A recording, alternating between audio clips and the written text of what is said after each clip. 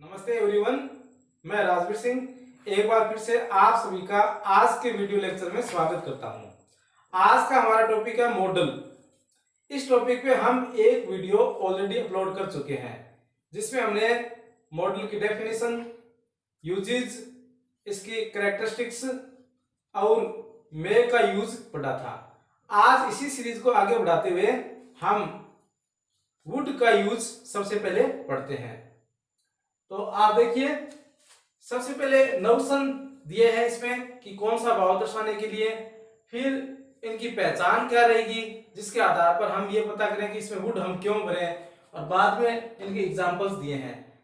As you know, would is the past form of will, but that isn't everything. कि would है वो will की तो past form है, लेकिन इसके बजाय इसके यूज फ्यूचर को इंडिकेट करने के लिए भी और प्रेजेंट को इंडिकेट करने के लिए भी होते हैं। तो इसलिए हमें इन्हें नोशन से गुजरना पड़ेगा। फर्स्ट नोशन हमारी है कंडीशन, शर्त दर्शाने के लिए। As you know, there are 3 conditions. Conditions के लिए हम मॉडल्स का शैल विल का यूज करते हैं।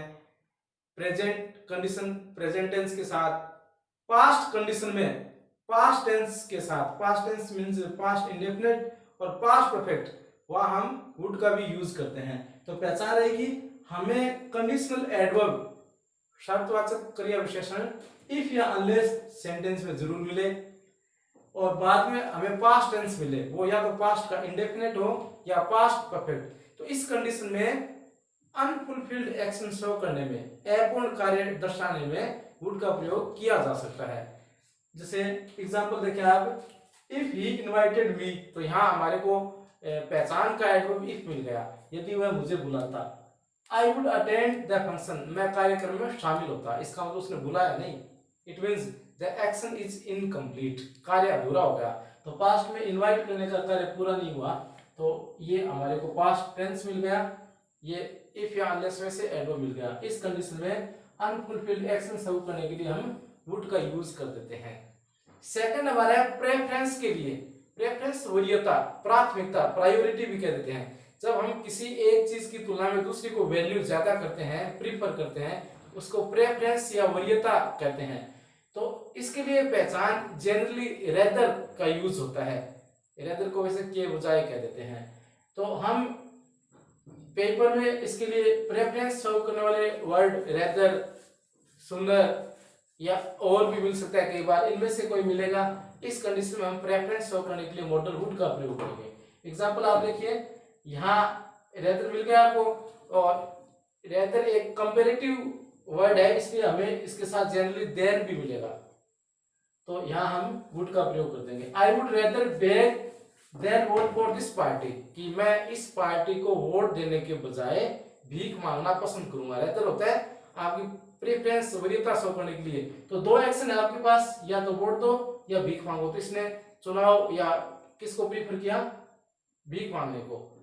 सेकंड नेक्स्ट है हमारा विलिंगनेस शो करने के लिए। विलिंगनेस मतलब डिजायर, इच्छा। तो हमारी सब्जेक्ट खुद की आकांक्षा है, इच्छा दर्शाने के लिए भी लव टू, लाइक टू, इस तरह की फ्रेजेस के साथ वुड का यूज करता है। तो यहाँ हमें ब्लैंक के बाद, रिक्तान के बाद लव टू या लाइक टू, इस तरह की फ्रेज मिलेंगी, और इसका हिंदी अनुवाद चाहूंगा, चाहेंगे, इस तरह से होता है। तो इनके साथ हम वुड का यूज कर देंगे। आप एग्जांपल देखें, I would like to tell you one thing about it, मैं आपको इस बारे में एक बात बताना चाहूंगा। तो यहाँ आई सब्जेक्ट है, उसकी विलिंगनेस या इच्छा है कि मैं एक बात आपको बताऊं। तो हमारी आइडेंटिफिकेशन इसमें आपको लाइक टू मिल गई। नेक्स्ट हमारा आता है अनफुलफिल्ड डिजायर, अपूर्ण या अधूरी इच्छा। जो इच्छा आपकी फुलफिल नहीं हुई, अधूरी रह गई, इस तरह से अपूर्ण इच्छा को व्यक्त करने के लिए मॉडल ऑक्सिलरी के लिए हम केवल और केवल वुड का यूज करते हैं। इसके लिए हमारे पास हिंदी में बड़े सुंदर शब्द होते हैं, काश। काश ये जो शब्द है वो हमेशा बताता है कि हमारा काम पूरा नहीं हुआ। जैसे मैं कहता हूँ काश भारत जीत जाता, इसका जीता नहीं तो बोलना पड़ा। तो इसका अनुवाद आई विश या वुड दैट, इंग्लिश में हम काश का अनुवाद करते हैं। तो पहचान के लिए भी डेफिनेटली आपको इंग्लिश सेंटेंस में या तो आई विश मिलेगा या वुड तो आप भरेंगे, ब्लैंक के बाद, रिक्तान के बाद दैट मिलेगा इसमें। तो ये लिखा है जैसे would that it were true, तो ये हमने वुड तो यहाँ बढ़ेंगे यदि fill in the blanks type question होते हैं। ब्लैंक के बाद आपको हमेशा दैट मिलेगा और एक्सक्लेमेटरी मार्क मिलेगा। अनफुलफिल्ड डिजायर होती है वो इमेजिनरी है, काल्पनिक है, क्योंकि ये आपकी कल्पना पूरी नहीं हुई, तो एक्सक्लेमेटरी मार्क आपको मिलेगा। तो काश यह सही होता। एक बात और आप नोट करें, जनरली यू नो इट के साथ हम वॉज का यूज करते हैं, लेकिन अनफुलफिल्ड डिजायर सर्व करने के लिए आई विश या वुड देयर से शुरू होने वाले सेंटेंसेस में हम सभी सब्जेक्ट के साथ प्लूरल फॉर्म में वर्ब का यूज करेंगे, न कि वॉज का। नेक्स्ट हमारा है पोलाइट रिक्वेस्ट। तो विनम्र प्रार्थना या अनुरोध के लिए भी मॉडल ऑक्सिलरी के रूप में हम वुड का यूज करते हैं। रिक्वेस्ट सर्व करने वाले वर्ड्स प्लीज या काइंडली हमें सेंटेंस में डेफिनेटली मिलेंगे। एक बात और, रिक्वेस्ट इंटरोगेटिव सेंटेंसेस में की जाती है, आपको सेंटेंस प्रश्नवाचक मिलेगा, और रिक्वेस्ट आप सेकंड पर्सन से करते हैं, इसलिए आपको सेंटेंस में सब्जेक्ट यू मिलेगा। कह सकते हैं कि आपके सेंटेंस के अंत में इंटरोगेटिव मार्क है, ब्लैंक या खालिस्तान के जस्ट बाद यू है, इसका मतलब साथ में प्लीज काइंडली हो गए, तो ये पोलाइट रिक्वेस्ट सर्व करने वाला सेंटेंस है, इसके लिए मॉडल आती है would. Look at the example, you please help me, तो इसमें सेकंड पर्सन यू आ गया, प्लीज काइंडली में से वर्ड प्लीज आ गया, इंटरोगेटिव मार्क, तो कृपया क्या आप मेरी सहायता करोगे, तो आप किसी से रिक्वेस्ट करें प्लीज वर्ड बोल के। इसके अलावा माइंड वर्ड से भी आप रिक्वेस्ट या किसी का ध्यान खींचते हैं। माइंड का अर्थ यहाँ नाउन दिमाग नहीं है, या माइंड का अर्थ दो सेंस में है, एक तो बुरा मानना भी होता है, दूसरा हो गया किसी बात पर ध्यान देना, या एक अर्थ और होता है कष्ट करना। तो यहाँ कष्ट करने के सेंस में मैंने लिखा है, या आपको फ्रेज यू माइंड ही मिलता है जनरली, और इसलिए आप इससे पहले वुड भर देंगे। ये भी इंटरोगेटिव सेंटेंस होगा, would you mind opening the window, क्या आप खिड़की खोलने का कष्ट करेंगे, ये भी इंटरोगेटिव सेंटेंस हो जाएगा। अगला पास्ट रूटीन। पास्ट में हमारी कोई रूटीन एक्टिविटीज थी, या एक ऐसा कार्य जिसको हम लगातार एक रूटीन के रूप में या रिपीटेड एक्शन बार बार करते रहते थे, उस एक्शन को सर्व करने के लिए वुड का यूज किया जाता है। यहाँ ध्यान रहे, पास्ट की हैबिट है, जनरली नेगेटिव सेंस वाली हैबिट नशा पता करने की, उसके लिए तो यूज टू का यूज करते हैं, जबकि पास्ट का रूटीन एक्टिविटीज के लिए वुड का यूज किया जाता है। जैसे इसमें आइडेंटिफिकेशन के लिए कोई पास्ट टाइम शो करने वाले वर्ड आ जाएंगे, जैसे in childhood, in young age, old age, या वेन के बाद सब्जेक्ट के बाद बी की for when I was young, जो भी है इस तरह से। तो जैसे इसमें इन चाइल्डहुड आ गया, यहाँ कि बचपन में we would go to the river and swim, इसका मतलब ये इन चाइल्डहुड हो गया, तो पास्ट टेंस तो हो गया, इसका मतलब रूटीन फिर पास्ट टेंस बताया जा रहा है। यहाँ हमें एक एक्शन मिल गया कि हम नदी पे जाया करते थे, और फिर आगे लिखा है कि स्विम तैरते थे, तो ये रूटीन में ये कार्य हो रहा था, तो पहचान मिलेगी पास्ट का कोई टाइम, तो फिर दो एक्शन मिलेंगे आपको, इसका मतलब रूटीन में चल रहा था कार्य, रिपीटेड कार्य हो रहा था, इसके लिए वुड का यूज कर दिया। अगला है फ्यूचर हैपनिंग। भविष्य में कोई होने वाली घटना को दर्शाने के लिए इसको प्रोस्पेक्ट भी कह देते हैं, संभावित घटना। तो प्रोस्पेक्ट का अर्थ हो गया संभावित घटना। इसके लिए एक एडजेक्टिव प्रोस्पेक्टिव भी आ सकता है, भावी, जिसको हिंदी में कह देते हैं जैसे भावी पीढ़ी, ठीक है, भावी प्रधानमंत्री। भावी का मतलब होता है होने वाला, that is going to be, तो दैट्स गोइंग टू बी के सेंस में भी, या होने वाला, होने वाली के सेंस में भी हम एक मॉडल के बजाय फ्रेज के रूप में वुड बी का यूज करते हैं। यहां हमें ब्लैंक के ठीक बाद बी हमेशा मिलता है, तो ये फिर मिलकर हो जाएगा वुड बी। तो वुड बी का होता है भावी या होने वाला। एग्जांपल देखिए, his would be son in law is a doctor, कि उसका भावी दामाद एक डॉक्टर है, तो भावी का मतलब होने वाला। तो पहचान आप इस तरह से करेंगे कि यहाँ आपको डेफिनेटली ब्लैंक के बाद तो बी मिला है, बी के बाद कॉम्प्लीमेंट के रूप में कोई आपको पर्सन से रिलेटेड वर्ड मिलेगा। कॉम्प्लीमेंट समझ गए, लिंकिंग वर्ब इज और वाज वर्ब के बाद कॉम्प्लीमेंट होता है।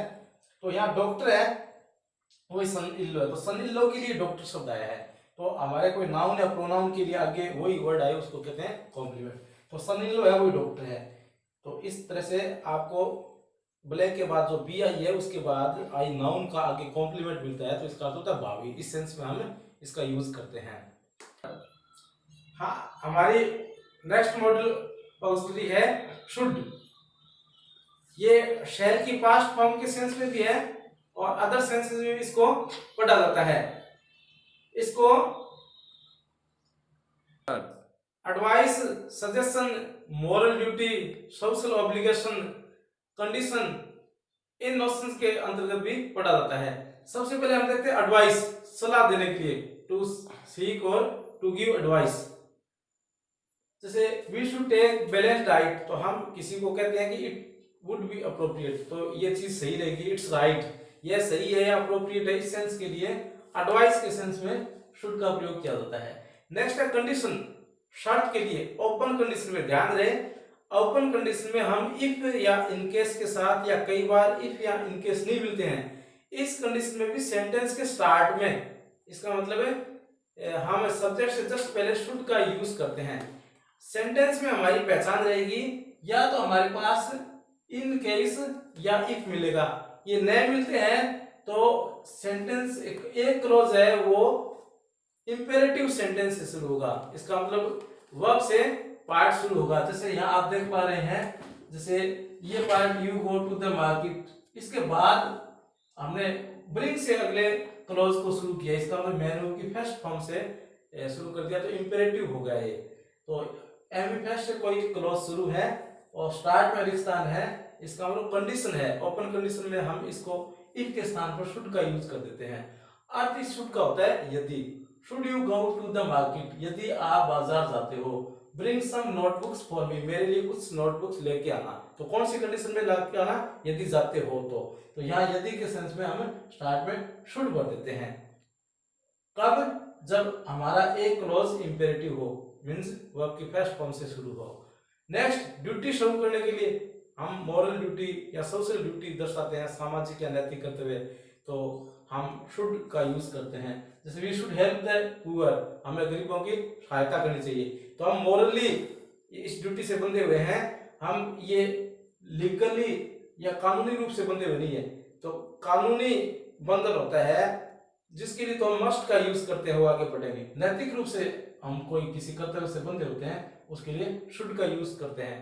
एक एक्सप्रेसिंग फियर, भय प्रकट करने के लिए, मान लो आप ऐसा करते हैं तो ऐसा हो जाएगा, इस कंडीशन के लिए हम लेस्ट वर्ड के साथ, यहाँ आपको पहचान के लिए लेस्ट वर्ड मिलेगा।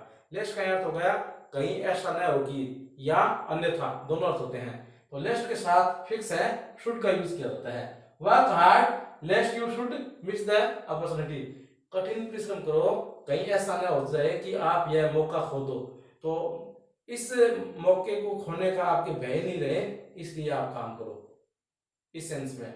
अगला ऑब्लिगेशन, ऑब्लिगेशन और ड्यूटी में माइनर सा डिफरेंस है। ड्यूटी में हमारा सोशल कोई वर्क जिसमें फैमिली मेंबर्स या किसी नाउन के बारे में आपको उसका अच्छा करने के लिए कुछ कहा जाता है। ऑब्लिगेशन में कोई एब्स्ट्रैक्ट आइडिया आपको पूरा करना होता है। जैसे इसमें आप गरीबों की सहायता करें तो डायरेक्ट ये ऑब्जेक्ट है, इसके लिए आप काम कर रहे हैं, पर्सन के लिए ये आया है। और ऑब्लिगेशन में आपको जनरली एब्स्ट्रैक्ट आइडिया मिलते हैं, जैसे वादे निभाए जाने चाहिए, तो वादा एब्स्ट्रैक्ट नाउन हो गया। इस सेंस में ये हम मोरली बंधे हुए हैं कि वादे निभाए जाने चाहिए, इस वादे का कोई डायरेक्ट कोई पर्सन नहीं है आगे, तो कोई ऑब्जेक्ट नहीं आकर एब्स्ट्रैक्ट आइडिया आता है, इस कंडीशन में उसको हम फॉलो करें, ठीक है, या ये ऑब्लिगेशन को माने, इस सेंस में शुड का यूज किया जाता है, वादे निभाए जाने चाहिए। तो होपफुली आपको वुड और शुड के यूज क्लियर हो गए होंगे, समझ में आए होंगे। अगले वीडियो में हम और मॉडल ऑक्सिलरीज पढ़ेंगे, तो ये 5 अच्छे वीडियो की सीरीज में हम मॉडल ऑक्सिलरीज को पूरा करने का प्रयास करेंगे। आपको यदि ये वीडियो पसंद आए हैं तो इस वीडियो को आप ज़्यादा से ज़्यादा शेयर करें, ताकि अन्य स्टूडेंट्स को भी इस टॉपिक का फायदा मिल सके। तो मिलते हैं अगले वीडियो में, अब के लिए धन्यवाद, थैंक्स अ लॉट।